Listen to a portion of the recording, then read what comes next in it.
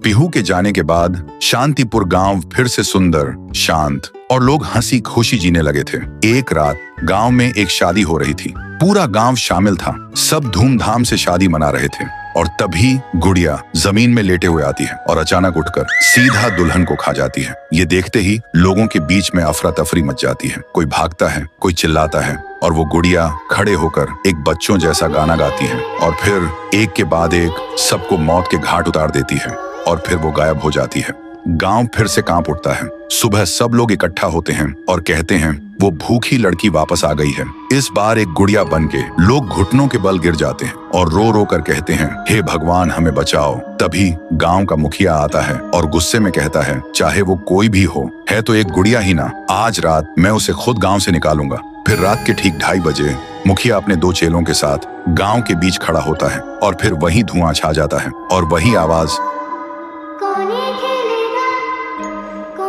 वो गुड़िया धुएं से निकलती है और सीधा मुखिया के पास चल के आती है।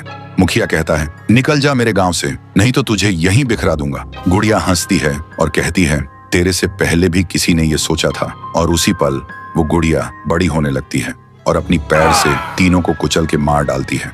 सुबह जमीन पे सिर्फ खून के धब्बे रह गए थे, लाशें जैसे हवा हो गई हो। लोग समझ गए ये कोई आम गुड़िया नहीं, इसके अंदर कुछ और ही शक्ति है। तभी गांव की एक बूढ़ी औरत कहती है, इस गुड़िया को हम गांव से नहीं निकाल सकते, इसे तो सिर्फ पीहू ही गांव से निकाल सकती है। फिर सभी लोग उसी जगह जाकर खाना रखते हैं और दिल से पीहू को पुकारते हैं, भूखी देवी वापस आइए, गांव को बचाइए।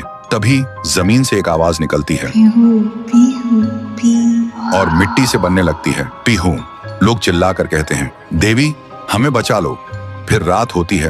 वो गुड़िया गाना गाते हुए आती है, लेकिन अचानक पीहू उसके सामने आ जाती है। गुड़िया रुक जाती है। पीहू उसे पकड़ने जा रही होती है, लेकिन गुड़िया हवा में उड़ जाती है। पीहू भी उसके पीछे उड़ जाती है और अपनी आंखों से आग छोड़ के गुड़िया को जलाने की कोशिश करती है, लेकिन गुड़िया एक धुएं में छुप जाती है और फिर अचानक पीहू के पीछे आके उसे एक जोर का वार करती है। पीहू आसमान से जमीन पे आ गिर जाती है और फिर वो गुड़िया पीहू की शक्ति छीनने लगती है। पीहू की ताकत धीरे धीरे गुड़िया के पास जा रही होती है। कुछ देर बाद पीहू जमीन पे गिर जाती है। जब वो उठती है तो देखती है उसका शरीर धुंधला हो गया है और जब वो अपने आप को छू रही थी तो हाथ उसके शरीर के आर पार जा रहा था। वो वहीं गिर के रोने लगती है और जोर से चिल्लाती है, भैया, भैया, भैया। और उसकी आवाज सीधा उसके भाई के कानों तक पहुंचती है। तो दोस्तों, अगर आप देखना चाहते हो पीहू वर्सेस गुड़िया वर्सेस तुंग तुंग तुंग सहर, तो इस वीडियो को 1.5 लाख लाइक्स तक पहुंचाओ।